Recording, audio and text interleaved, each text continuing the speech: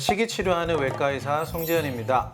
오늘은 면역을 올리기 위해서 과연 탄수화물은 어느 정도로 줄여야 되고 단백질과 지방은 어느 정도로 먹어야 될까? 거기에 대해서 우리가 한번 알아보려고 합니다. 한국인들이 주로 먹고 있는 탄수화물이 한 60에서 70% 정도를 먹고 있대요. 단백질, 지방을 합쳐서 한 30% 정도를 먹고 있는 거죠. 근데 이런 경우에 지금 문제들이 많이 생겨서 우리나라에서도 영양검진 섭취량은 탄수화물을 65%를 얘기를 했다가 최근에는 55%까지도 얘기를 하고 있습니다. 점점 탄수화물을 줄여야 된다고 얘기를 하고 있죠. 영양검장 섭취량이라는 것들이 있는데요. 처음에 이것이 나온 게 1940년도예요.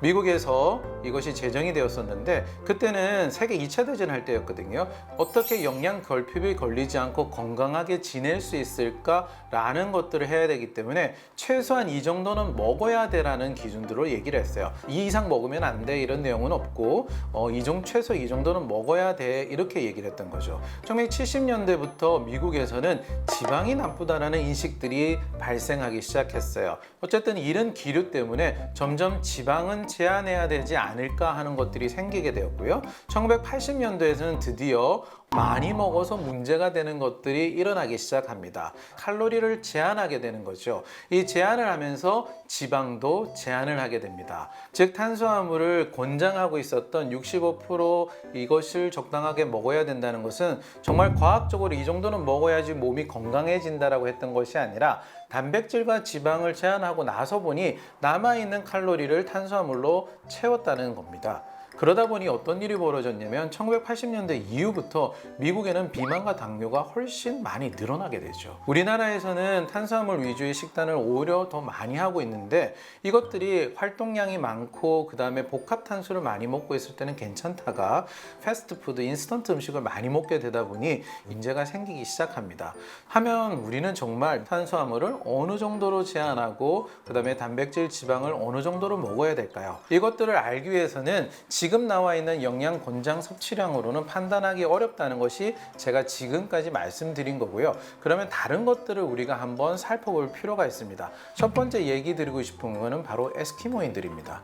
에스키모인들은 거의 육식만 하고 있죠. 이분들은 탄수화물은 거의 먹지 않고 단백질과 지방 위주로 살고 있지만 정말 건강하게 지냈던 분들입니다. 단백질과 지방을 정말 많이 먹고 탄수를 최대한 줄여도 건강할 수 있다고 보여주는 대표적인 사람들인데요. 지방과 단백질은 정말 많이 먹어도 되고 탄수화물은 적게 먹어도 될 수도 있겠다라는 하나의 힌트를 줄 수는 있습니다. 정반대인 경우가 하나 있는데요. 바로 일본에 있는 오키나와 지역입니다. 오키나와 지역도 장수촌으로 아주 유명한데요.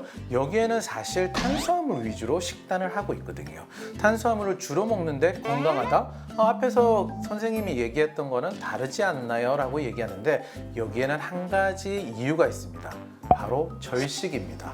탄수화물 위주의 식단을 하고 있지만 먹는 양이 적다는 거죠. 결국 두 가지 같은 경우에서도 보면 탄수화물을 많이 제한하는 것이 훨씬 건강하다는 것은 특히 면역력을 올릴 수 있다는 것은 알 수가 있다는 거죠. 방금 얘기한 것처럼 우리나라 권장량도 탄수화물은 55%에서 60%, 단백질을 20-30%, 지방을 30% 이렇게 권장을 하고 있는데요. 최근에 나왔던 논문은 탄수화물을 50%보다 적게 먹었더니 건강이 나빠졌더라 이런 논문이 나와서 보통 50대, 30대, 20 이것이 가장 건강하다고 요즘 얘기를 하고는 있습니다. 그런데 여기에 반박을 하고 싶은 이야기가 하나 있는데요. 지중해 식단이라는 걸 여러분은 아실 겁니다. 지중해 식장도 장수하고 있고 건강하다고 정말 잘 알려져 있는 식단이죠. 이 지중해 식단은 올리브 오일을 많이 쓰고 생선, 그 다음에 과일들도 많이 먹게 되는 식단인데요.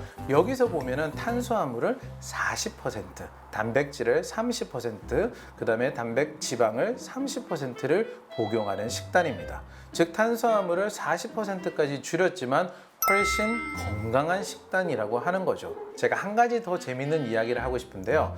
인간은 또한 포유동물이죠. 이 동물들이 어떻게 먹고 있는지 퍼센테이지를 본다면 정말 인간이 어떻게 먹어야 되는지를 좀 더 잘 알 수 있지 않을까 생각해 봅니다. 그래서 초식 동물과 육식 동물들이 어떻게 먹고 있는지를 한번 살펴보면 좋을 것 같은데요. 초식 동물들 중에 대표적인 되새김질하는 동물, 소를 예를 들어 보면 소는 거의 풀만 먹고 있죠. 그러니까 우리가 아는 채식을 하는 동물이라고 생각이 되기 때문에 탄수화물을 많이 먹고 있을 거라고 생각할 것 같습니다. 그런데 정말 재미있는 일이 있는데요. 소는 어떤 과정을 거치게 되냐면 많은 여물을 먹어서 풀을 먹지만 탄수화물을 분해해서 나타난 포도당은 위 안에 있는 미생물들이 거의 대부분 다 먹어버리게 됩니다. 그럼 소에는 어떤 에너지를 줄까요? 이 포도당을 많이 섭취한 미생물들이 지방산을 만들어내죠. 이 지방산을 위와 소장에서 흡수해서 소가 살아가게 되는데 이 소가 필요한 칼로리의 거의 50%에 해당이 된다는 겁니다. 결국 풀을 먹고 있는 초식 동물인 소는 지방을 50%를 먹고 있었다는 거죠. 이 소는 단백질은 어떻게 섭취를 하고 있을까요? 바로 열심히 일했던 이 유산균들이 세 번째, 네 번째 위로 넘어오게 되면 위산에 녹아서 단백질 원료가 되는데 이렇게 공급되는 단백질이 소에 필요한 칼로리의 한 15%에서 20% 정도가 된다고 합니다. 그렇다면 초식 동물이지만 우리가 알던 거와는 전혀 다르게 지방을 50% 이상을 먹고 있는 거고 탄수화물이 20%에서 30%, 단백질이 20% 정도를 먹고 있는 것을 보여주고 있다는 거죠. 육식동물은 어떨까요? 육식동물은 당연히 그거보다 훨씬 많은 지방과 단백질, 탄수화물은 10% 미만을 먹고 있다는 겁니다. 육식동물은 풀을 전혀 먹지 않나요? 육식동물의 대표적인 사자를 우리가 동물원에서 보면은 3월달, 4월달 새싹이 자라는 푸른 여린 잎들이 자라날 때를 보면 이 사자의 똥에 그 풀이 섞여 있다고 합니다. 그러니까 장의 건강을 위해서 육식동물들도 풀은 먹는다는 거죠. 초식동물이든 육식동물이든 보면은 지방을 최소한 50% 이상을 먹고 있고 탄수화물은 20% 이하로 줄이고 있고요. 적당한 단백질을 먹고 있고 또한 장의 건강을 위해서 채소, 식이섬유를 먹고 있다는 겁니다. 이런 식단이 세상에 존재할까요? 네, 그렇습니다. 바로 그것이 저탄고지 또는 케토제닉 다이어트라고 하는 겁니다. 많은 분들이 살을 빼기 위해서 저탄고지나 케토제닉 다이어트를 하고 계시는 분들이 있죠. 요즘 셀럽들이 많이 하고 있기 때문에 많이 알려져 있는데요. 이 저탄고지가 면역력을 올리는데도 아주 중요한 식단이라고 생각하시면 됩니다. 다음 시간에 이 저탄고지에 대해서 좀 더 알아보도록 하겠습니다.